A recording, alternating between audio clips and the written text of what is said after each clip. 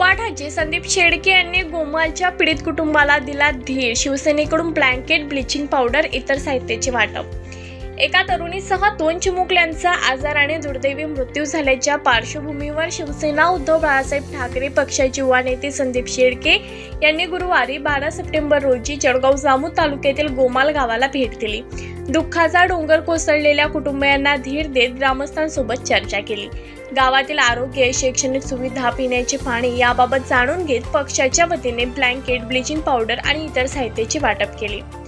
गोमाल हे 600 लोकसंख्येचं गाव. शिक्षण, आरोग्य, दळणवळण सुविधेचा अभाव असलेला हा भाग आहे. इथं जायला आजही धड रस्ता नाही. चिखल तुडवत अन चढ उताराची कसरत करत जावे लागते. स्वातंत्र्याच्या 77व्या वर्षात चांगला रस्ता, चांगली आरोग्य सुविधा, शिक्षण, पिण्याचे पाणी या सुविधा सुद्धा या गावाच्या नशिबी नाहीत म्हटल्यावर लोकप्रतिनिधी व प्रशासन नेमकं करतं तरी काय, असा प्रश्न संदीप शेळके यांनी केला. गोमाला साधत चालत जायलाही आपल्याला अवघड होतं, तर घटनेच्या रात्री नातेवाईकांनी बांबूची जोडी करून किर अंधारात रुग्णाला कसे नेले असेल ही कल्पनाही करवत नाही. जर वेळेवर वैद्यकीय सुविधा मिळाली असती तर त्या एका तरुणीसह 2 चिमुकलीचा जीव वाचला असता. या घटनेपासून प्रशासनाने धडा घ्यावा असेही संदीप शेळके म्हणाले.